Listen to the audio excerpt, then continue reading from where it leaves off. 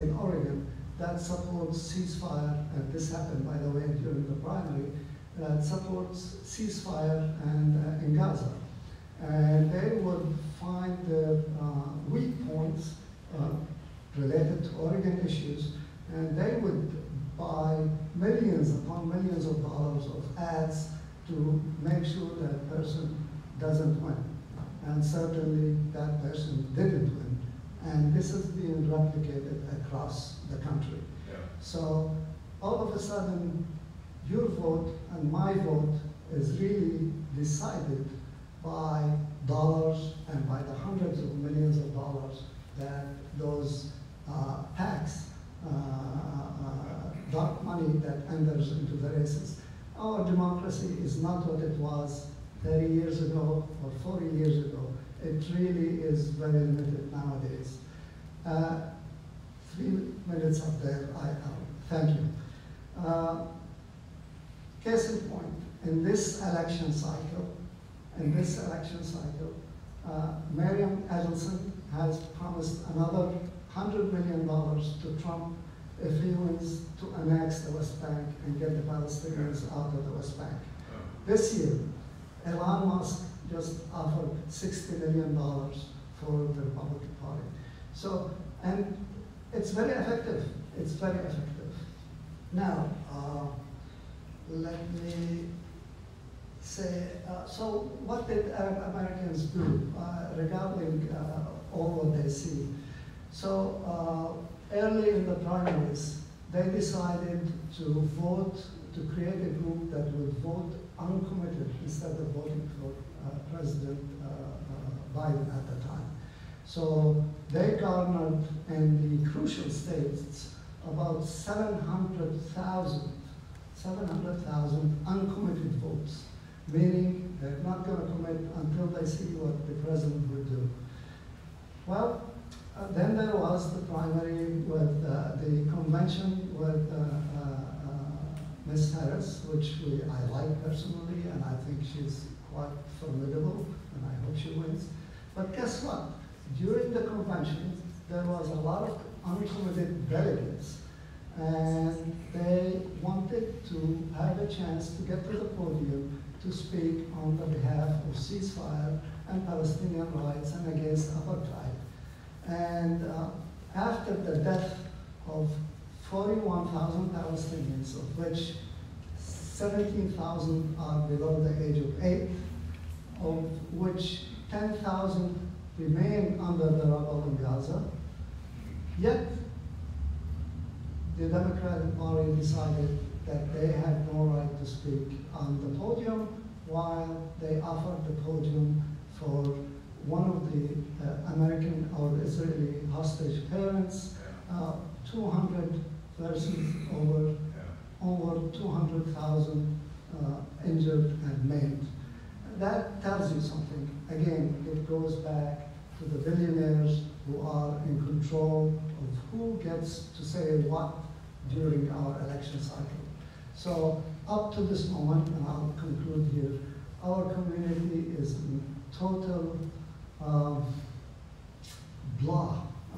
They don't know should they vote for Jill Stein, a third party, and throw their vote away because she's not going to win, even though she's great. Should they just not vote and let Trump win, or vote for Ms. Harris, for Vice President Harris, and hope that she will stand up for what's right. I can promise you, and that includes me, until this moment, we have no idea what to do, and we completely feel all of a sudden outside the democratic process in the United States. Stop it.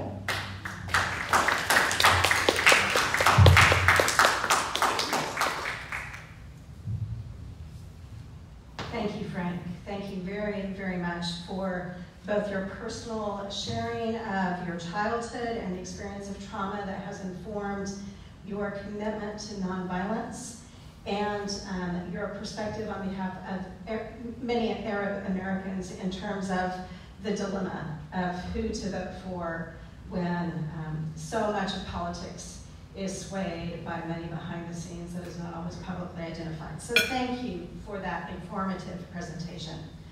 I will simply name as the pastor of a local congregation. I do not publicly endorse any candidate. I cannot speak on behalf of the church. There are members in our congregation who may vote for multiple different candidates from the person who sits next to them in the pew. Our intention in this forum is not to encourage support of any single candidate or party, but to raise awareness to the complexity of issues behind the current election. And I so appreciate deeply the personal perspectives of each of our panelists. And I'm very open to private conversations off the record, but the church as a nonprofit does not publicly endorse any candidate. Our third panelist today comes from a very different perspective and background. Jelani, I hope you've had a chance to catch your breath since leading worship this morning. We are thrilled that you are here to share with us as well, yet a very different perspective on challenges behind voting. We invite you to begin with personal background and help us get to know who you are. Jody read your formal bio previously, but introduce yourself to us, share the story you want to share, and then you have about 20 minutes for your part of the presentation. Great, thank you. Hello everybody, I'm Jelani Ridge, and I currently serve the Evangelical Covenant Church denomination as missional storyteller. So if at any point you think, man, this guy's telling a lot of stories, it's literally my job title. That's what I get paid to do. And I also, I'm a musician, I do some stand-up. I'm just I don't know, I try to be a very literate, curious, creative person. And so I try to bring that in the different places where I show up. So it looks different depending on where I am. And what I want to share this morning, you can tell I'm a church guy, because I'm always like, this morning, not even looking at the time. What I want to share today is a perspective around democracy that comes at it from the other end. So it's been my experience that people who are either on the margins or who have experienced outright disenfranchisement, political persecution, or who just simply weren't born in this country or are not a citizen of this country, those kinds of folks don't need to be reminded of the value of the vote, because it's easy to focus on what you don't have, or what's trying to be taken from you. But democracy is at its most robust and effective when you're also dealing with the people for whom the vote is taken for granted. It's something that maybe they don't give a lot of thought to. And I think that for a lot of people, that taking of granted of voting access comes down to a lack of what I would call, and I realize that this is a psychological term, but I'm kind of reappropriating it for our purposes. It comes down to a lack of self-actualization. Meaning, you have people who have not accomplished much of what they wanted to do, don't feel like who they are is all that appreciated or valuable, and they don't have a sense of hope or ambition that's guiding what they do. And there may be very legitimate reasons for that. I'm not saying this is like a character defect. These could be people who have suffered abuse. These could be people who, yeah, maybe they're born in this country, but they're in poverty. They are living outside without homes. or what have you, but people for whom they do not have the requisite amount of hope and inspiration and drive to think to themselves, you know, my life could be better. And I bet there's some things that I can do to help make it better. And not just my life, but my community could be better. And so what I want to do is I want to share, rather than giving you kind of a basic history of my life and whatever, I want to share some stories about people in my life whose choices helped give me that sense of self-actualization and hope and desire and drive. And I realized, I didn't realize this until after I had come up with this as the structure for my talk. I realized it's going to sound a lot like I'm receiving an award. That's not my intent. It might even sound a little pretentious for that reason, so I'm just giving you fair warning. But I want to talk to you about some people that made choices that positively impacted me and helped me get to the point where I am today, where yes, I am going to vote. And not just that I'm going to vote, but I take my voting privilege seriously, that I've learned how to assess the validity of different media sources and learn how to discern where the truth is and how to avoid some of the spin and try to break down disinformation, all of that. And by the way, I'm not saying that I'm like special because I can do that. I feel like that reaching that stage is like kind of like a basic level of just being an informed, caring citizen. And yet I feel like there are a lot of people who don't rise to that level because they haven't received these things. So I'm going to share some stories of some people. And I'm going to start kind of as an adult and then kind of work my way back into childhood. So one of the first people that I want to tell you about is a man by the name of Ed Gilbreth, who is a writer. And I'm not going to say a lot about Ed except to say that he's a mentor and a friend of mine. And when I was in college at North Park University in Chicago, Illinois, I had started writing for the school paper, and he, I think, had read some of the things that I had written, and after college, when I had just started my blog for the first time, this is in the early 2000s when like blogs were like the new thing, he encouraged me to keep writing my blog, and then later on he ended up hiring me to be a staff writer at a website for Urban Faith. And it was one of my first paid freelance jobs. And then later on, after I had done that for many years, I was one of the first people to encourage me to write a book. And he started talking to me about that probably in like 2010.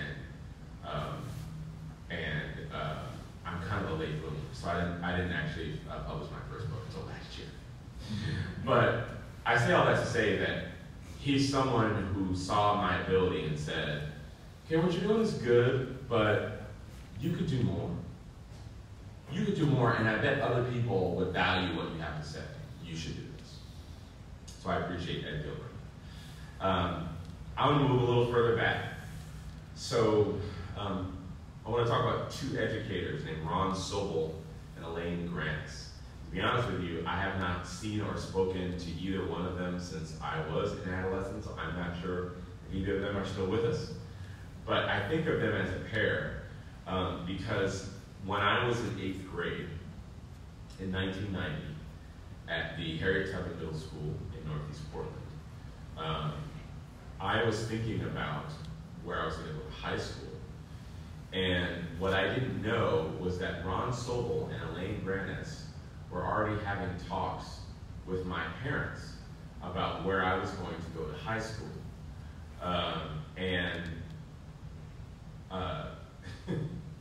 Now that I'm saying it like that, it kind of makes it sound like they like my parents were my agents and they were fielding offers. But this is what actually went down. Elaine Grants was, I believe, I I don't remember what her job title was, but she worked at Harriet Tubman, and she did very similar work to what my mother did in the elementary school where my mother worked. But she was kind of like a community liaison, so her job was to kind of get to know different parents and families, kind of advocate for them and help provide resources, and just kind of be someone who can help plug in some gaps and connect families to opportunities and whatever. And she knew that I was in the Talented and Gifted program, and that I wasn't really challenged much in school. And so she had a friend named Ron Sobel, who was the director of admissions at the Capitol Gable School. And they started talking, and apparently at this time, the Capitol Gable School was beginning to think more seriously about diversifying their student body. And so they kind of had this plan where instead of just kind of, I don't know, finding one or two privileged children of color, they would actually pool their resources and try to find enough money to bring in a group of Black students who could, you know, learn and be a part of the program, but also be support to each other while they were in this very white space. And so these two educators, Ron Sobel and Elaine Granis, started talking to my parents about this opportunity to go to this very prestigious private school. And at the time, I thought I was going to Jefferson High School because I wanted to be a part of the dance and theater program and all that. But I literally remember having, they had like this meeting after school like one day, and they were kind of in there talking for a while. And I don't know, I was probably just reading a book in the other room. And finally they called me in and they're like, well, Giovanni, have you thought about where you want to go to high school? And I was like, yeah, I'm going to Jefferson. And they're like, okay. Here's another option for you to consider.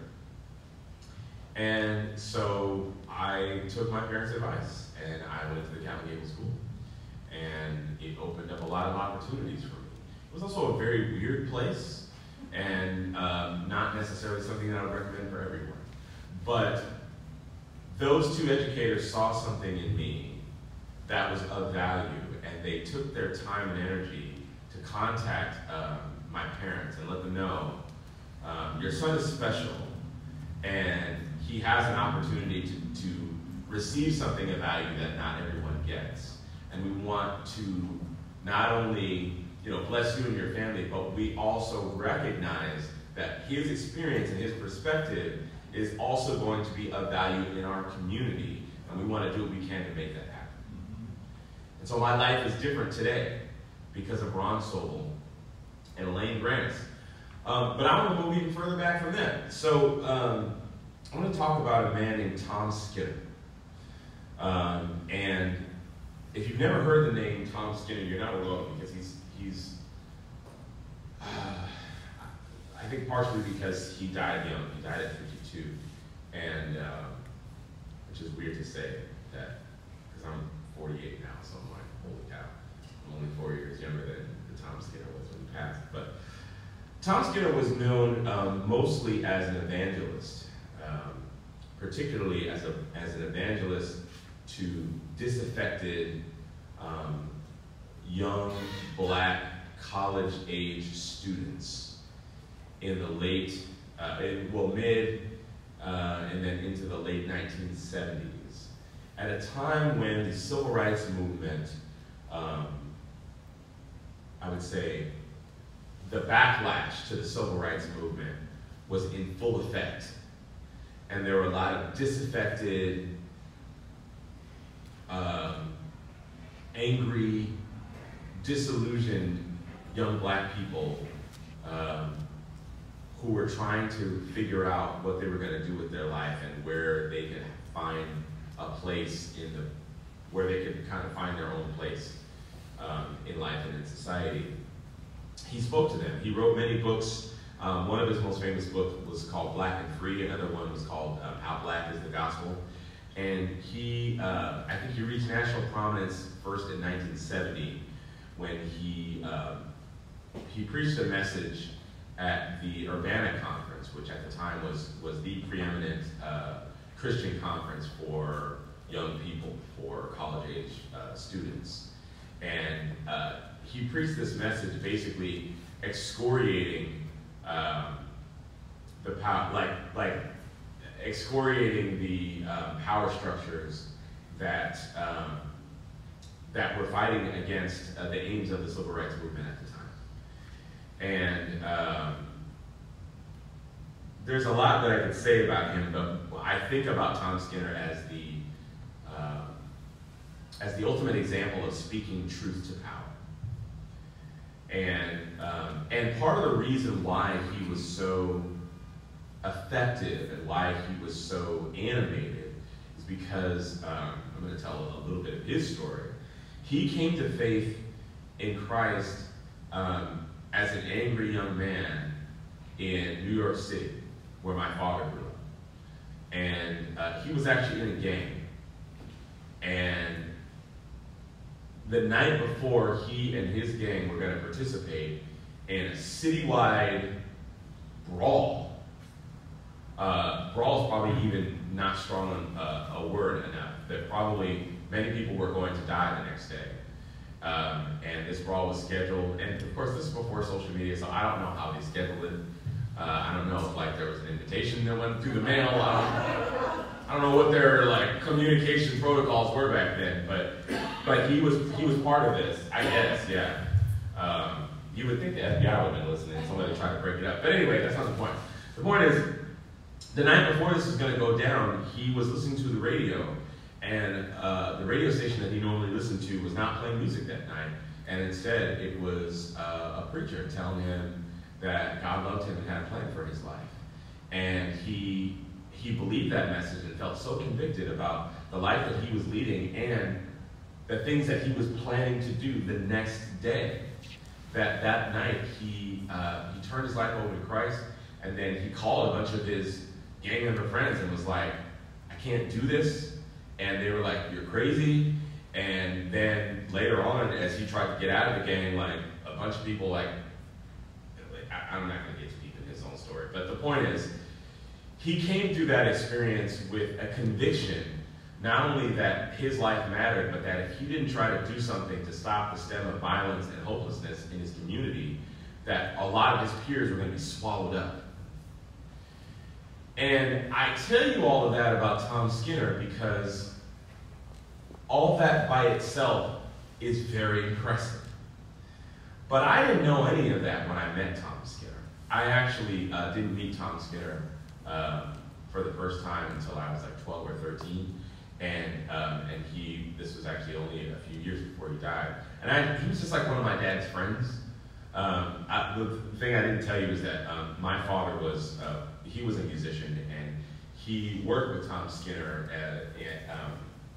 as a worship leader and choir director and band director. And so he had a band called Soul Liberation. And so when they would do these rallies, they would do these events in New York City, you can't get young people together without having some banging music, right? And so my dad and my uncles and some of my aunties, they were part of this band. And so it was the music and the message, and it was this whole thing, and they worked really closely together. And so I met Tom Skinner actually here in Portland when he came to speak at this black church. And I was reading.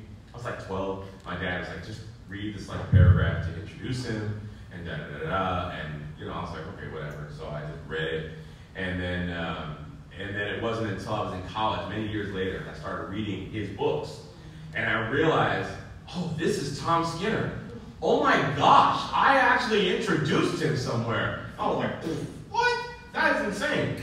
So again, all of that is really impressive, and his legacy had a very indirect imprint on my life. But I want to tell you one more specific choice that he made that affected me even more profoundly than anything of the stuff that I just told you. So Tom Skinner was a communicator at heart, and professionally, that's what he did.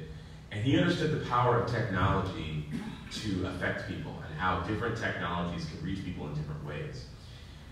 And so when he and my dad had worked very close together for many years, and then when my family moved from New York City, so I was born in New York, but I grew up here on the West Coast. And so when my family moved from New York City first to Seattle, and then eventually to Portland, it was kind of a big splitting of their partnership. And it was a big deal to move all the way from New York City to Seattle. And I'm sure for Tom, I mean, I don't know this is true, but just trying to imagine it from his perspective, I'm sure it was a huge loss.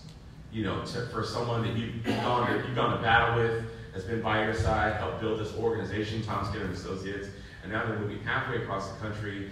My dad is joining this other organization called Young Life. And so as a blessing to our family, after we got settled into Seattle a few years in, he bought our family a computer. Bought our family an Apple IIe. We were the first family on our block in South Seattle to have a computer. The first family on our block in South Seattle to have a computer was a black family. Do you understand how revolutionary that was? Everything that I do today in 2024, writing, making music, using social media,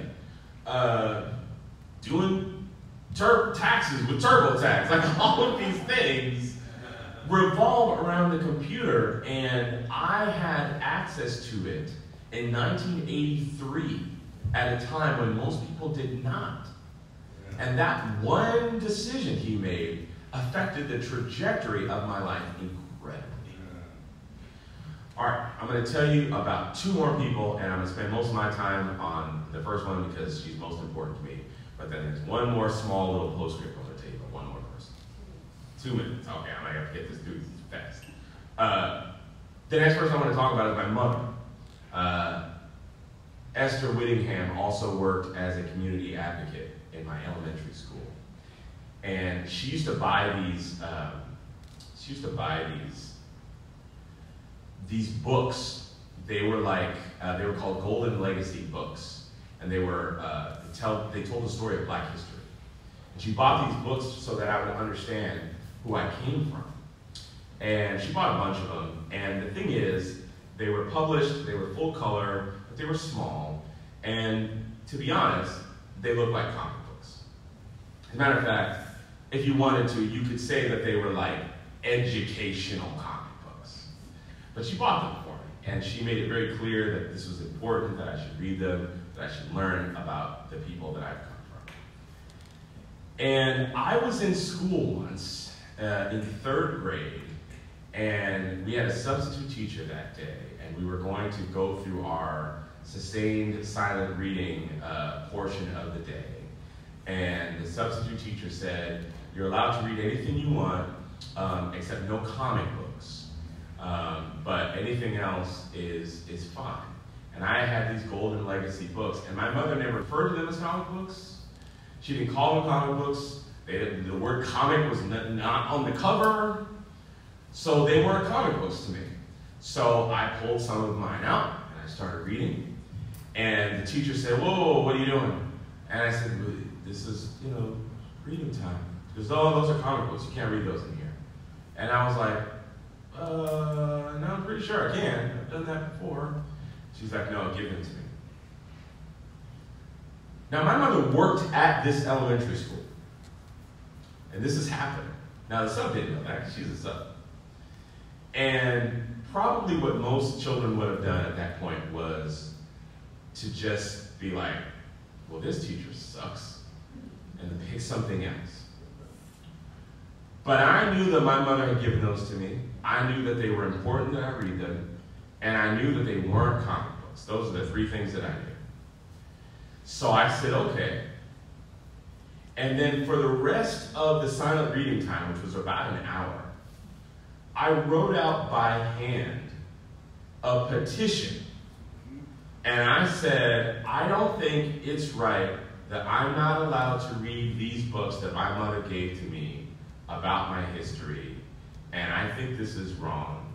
And then I went to some of my friends and I said, if you think this is wrong too, you should write your name here. I don't know where I first saw a petition. My mother never told me to start a petition. And when she found out about it, I think she was like half proud and half kind of embarrassed that I did this. But what ended up happening is that sub never came back. And the next time it was time for silent sustained reading, I had my Golden Legacy books, and I read them, and I was happy. So my point in telling all that whole story is that my mother instilled in me not only a love for reading, not only a love for my heritage and a love for being Black, but a willingness to speak up when something doesn't seem right. Yeah. And so that's part of who I am today.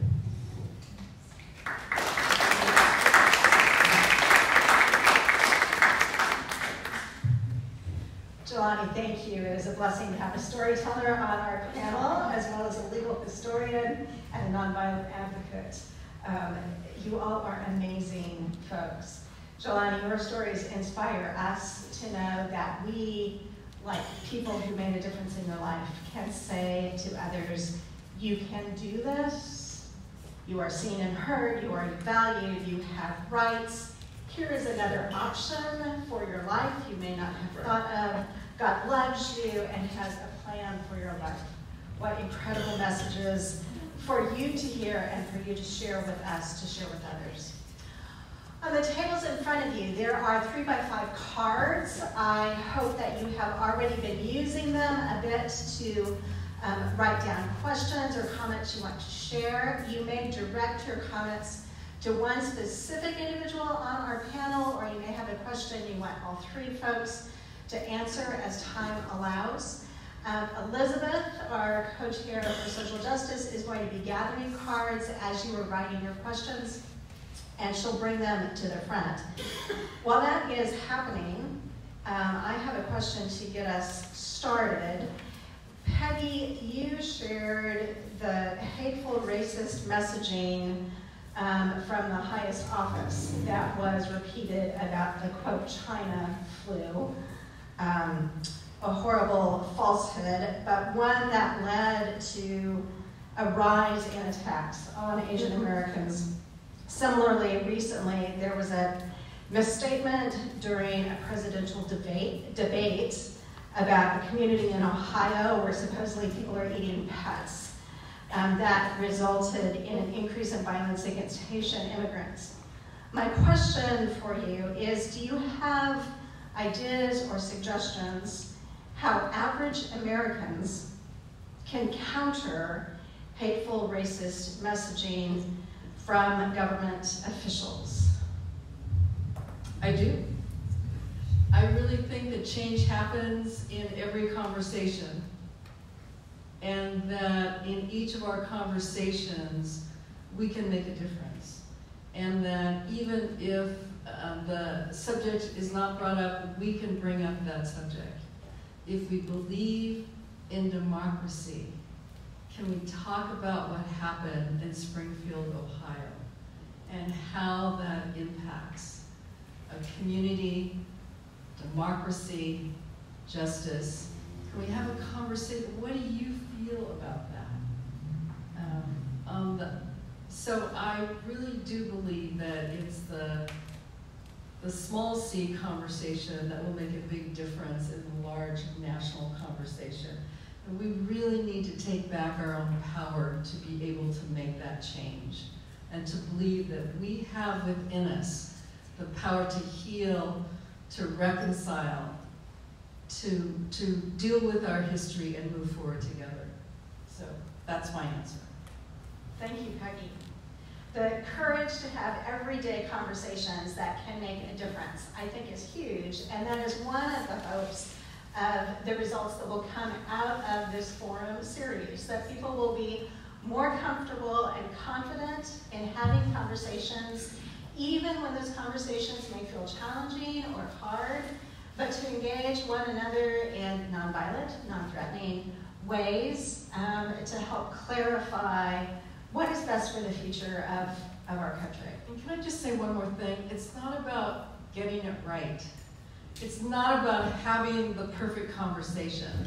It's not about I should learn all about this subject before I start the conversation.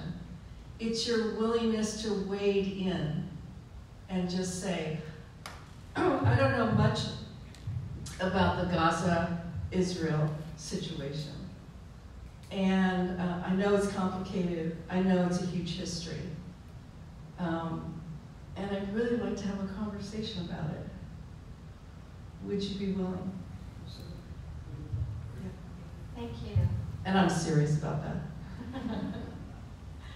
Frank, I'm wondering if you have advice for average citizens, voters among us, on how to counter the influence of billion-dollar ads to try to sort through the truth that rests behind complex issues and folks trying to sway public opinion through throwing billions and billions of dollars that we don't even know where it's coming from. Do you have advice on how we can sort through some of that?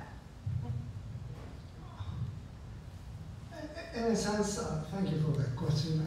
In a sense, it's incumbent upon every one of us to not only accept 60-second bites from TV screens and to go beyond the TV and beyond ads and to really dig and check on the issues, whether it's Social Security, abortion, Israel, Palestine. You know, a lot of us all of a sudden got used to the idea of taking the easy road. A lot of people don't read anymore, which is a really sad thing. A lot of people depend on the news media, whether it's CNN or Fox, and those folks are paid by corporations, paid by deep money, and they're not going to compromise their livelihood to tell you exactly what's going on. They will tell you what's convenient, and what's convenient to them is to keep their jobs, and their jobs depends on those people who are sponsoring the ads and what have you. So I think the simple way is having this type of meetings, really digging into the issues to find more about it, and depending on the major news media is a sad mark on our democracy here, because when I first came to this country a long time ago, we had truly great journalism. You had the Walter Cronkite, you had people who spoke and relayed what's out there without their own biases, without their own coloring.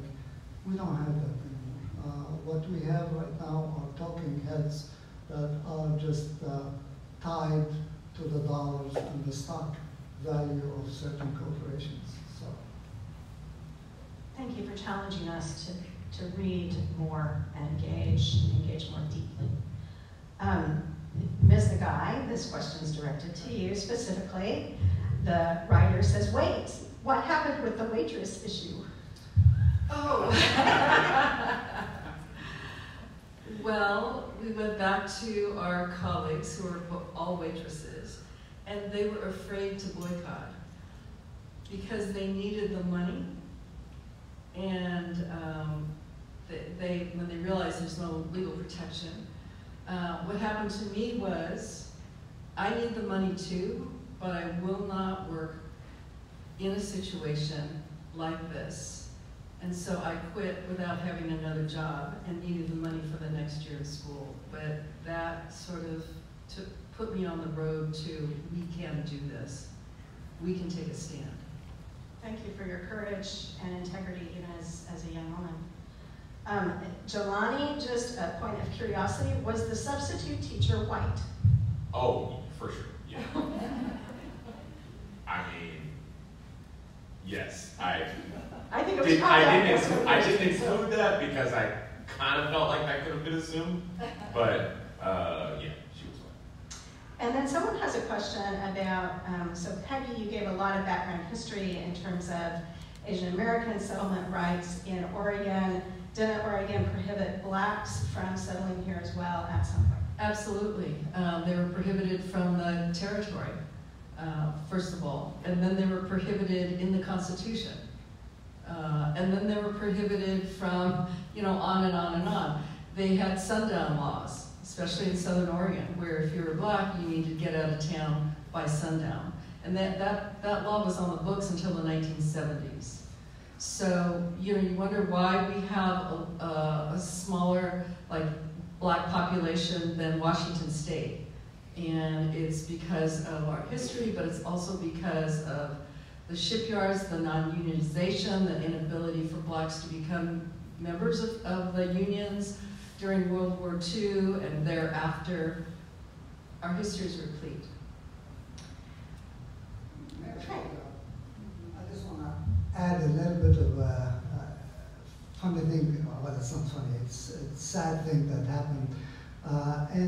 After 9/11, we discovered that the state of Oregon had a law against having head coverings because of Muslims,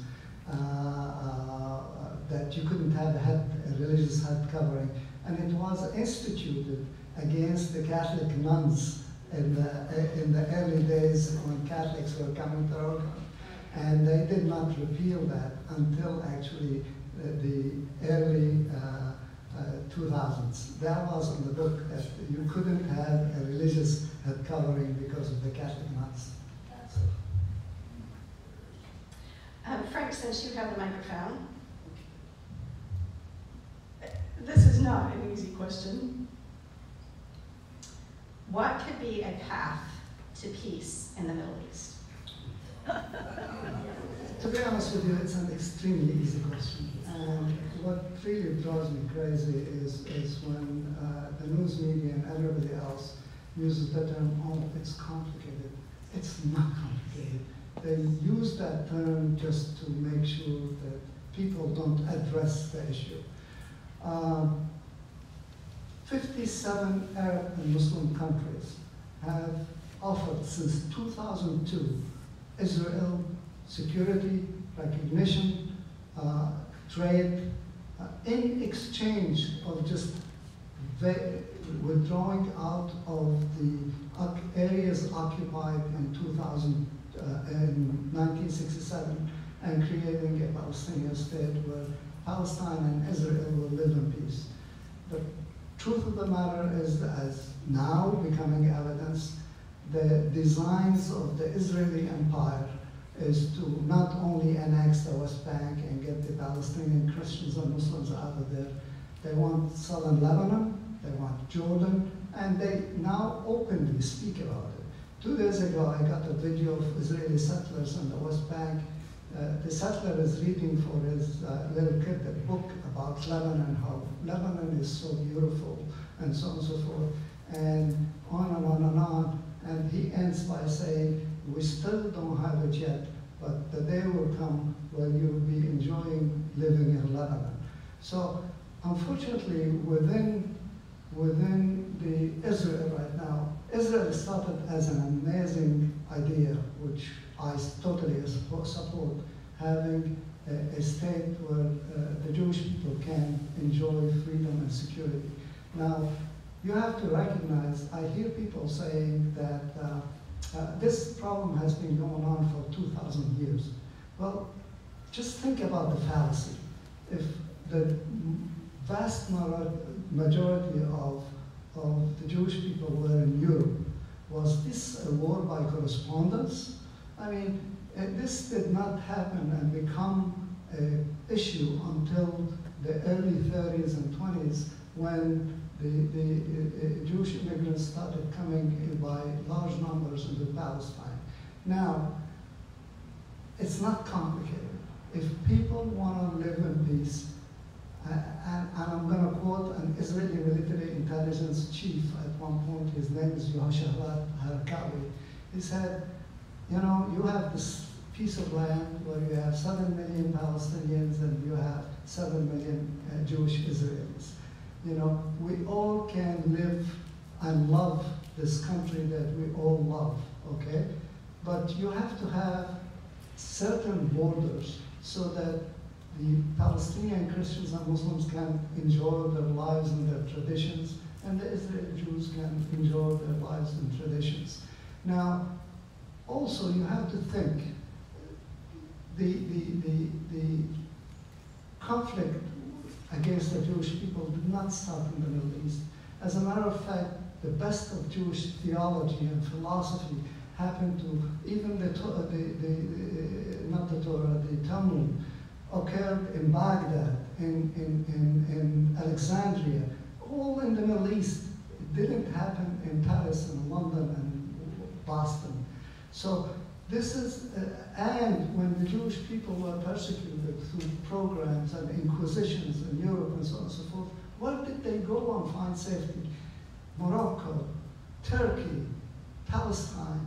So the Jewish, Islamic, and Arab Christian folks, this issue is right now, it's nothing more than a colonial project that is trying to expand if you will, the footprint of the European Jewry into the Middle East.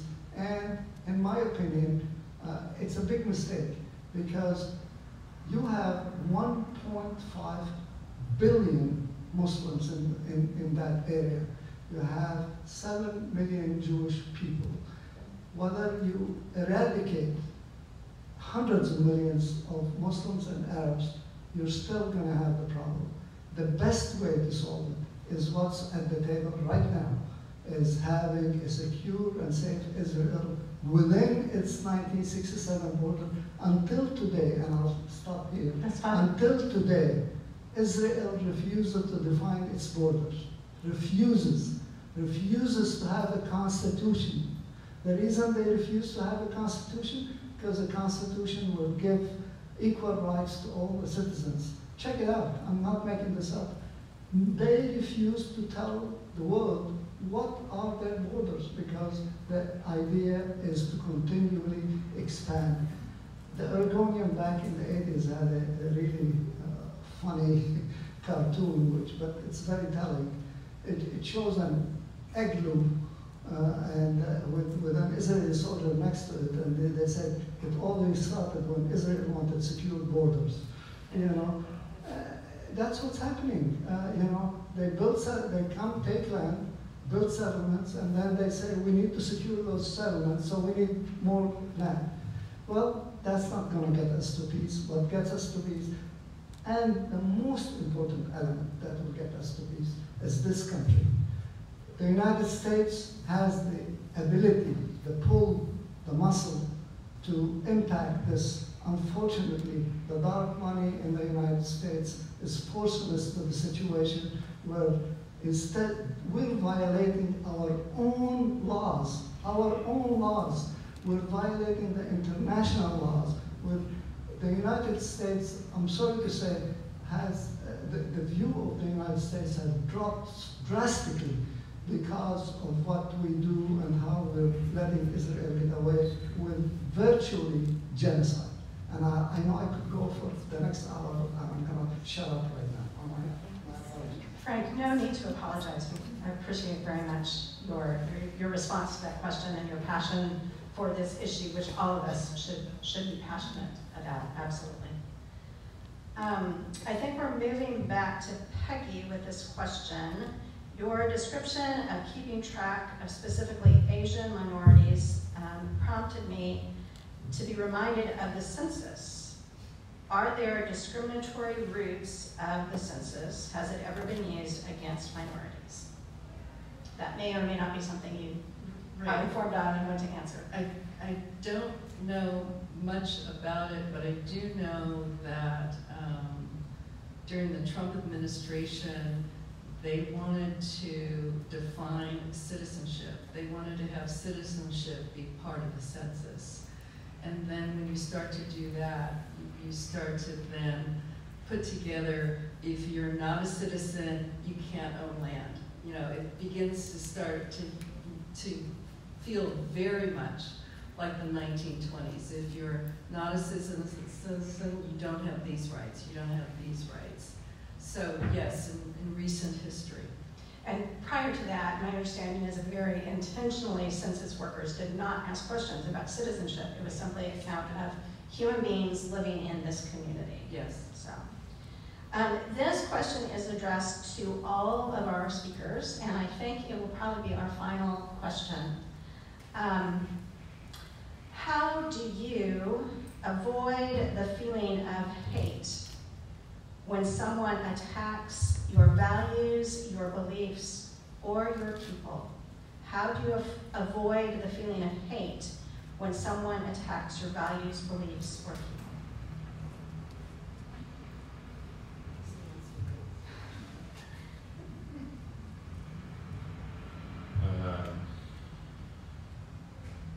I take issue with the premise of the question. Sometimes I don't think you can avoid the feeling of hate. But feelings pass. And I think what matters are our choices. And sometimes our feelings can inform or give fuel to our choices.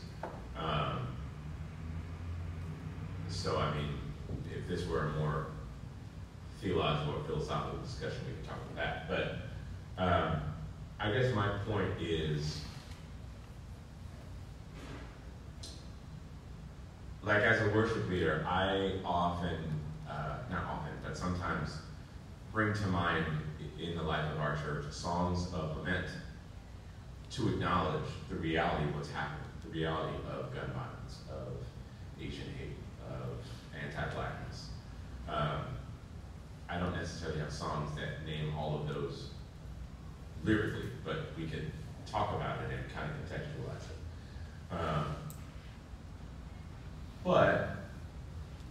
I think it also makes a big difference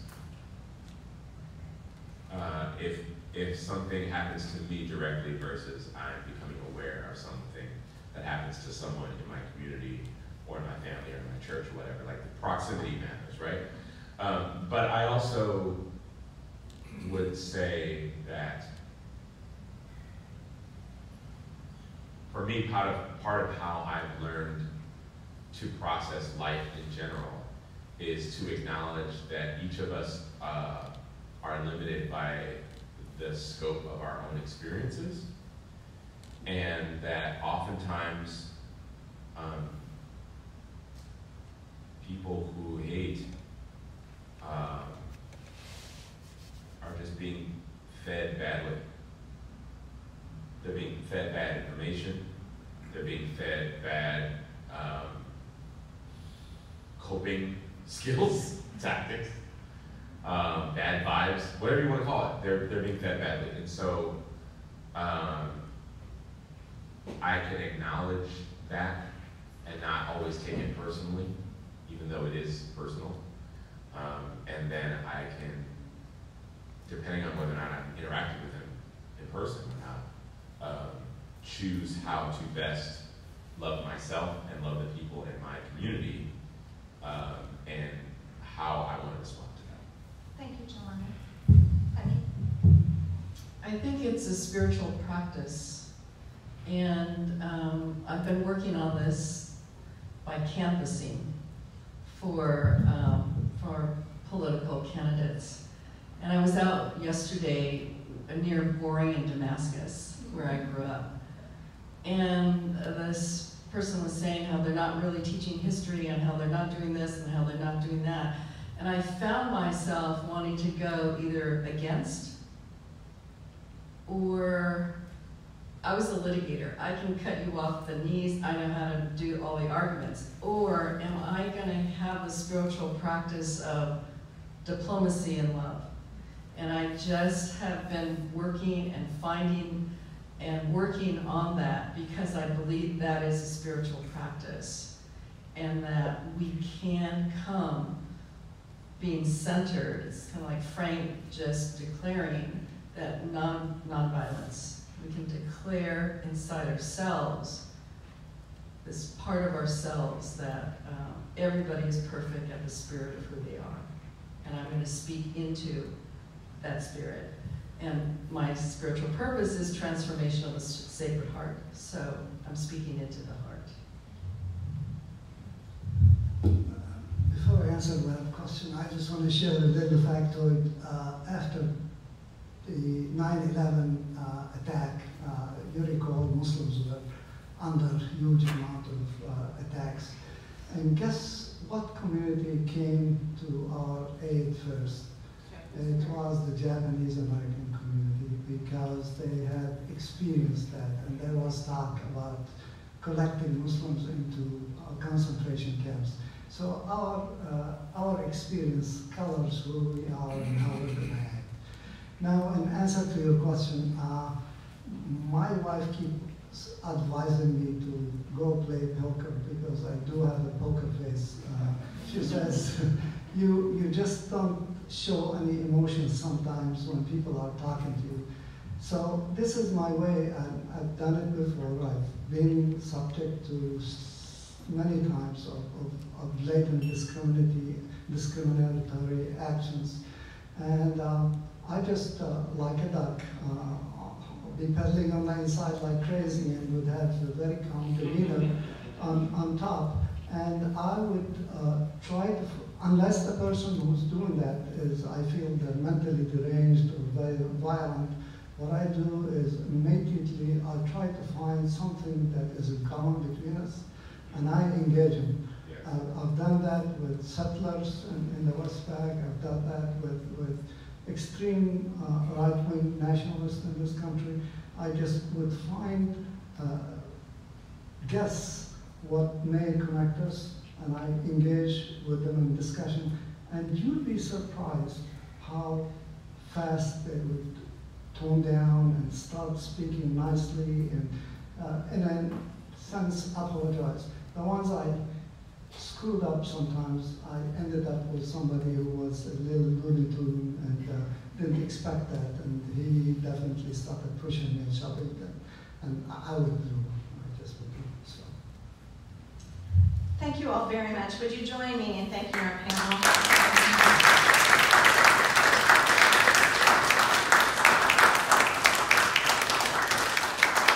I will remind you that we have 2 more presentations in this forum series. Next Sunday, there will be a sandwich luncheon available. We are trying to get a count of participants. The presenter is a professional speaker from the League of Women Voters. She will be talking specifically about ballot measures in the state of Oregon. There will be some conversation about, what is it called, ranked choice voting and ballot issues. So I think that will be a helpful opportunity for Oregon voters. We have some members from Washington who are very welcome to be here too, and I know the conversation will benefit you as well.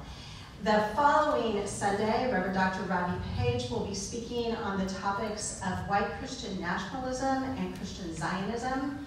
In some ways that connects to part of what Frank was talking about as well, and will give us some contextual understanding for how the Christian church globally has played into some of the current tension between Israel and Palestine. Elizabeth Eklund is coming forward with a thank you gift for our presenters, and we are so grateful you're here. They will be staying around for just a few moments. If anyone has a desire for a more personal, private question or conversation, our panelists have agreed to stay for a moment to do that. Elizabeth. On behalf of the Social Justice Committee, I want to thank all of you for your time today. Talking together takes time, doesn't it? We need time to express ourselves, and we need time to listen. So we're deeply grateful to all of you for having been here. If you sign up for the next 2 forums, please bring a friend. And on behalf of all of you, to our 3 friends, I have a little gift.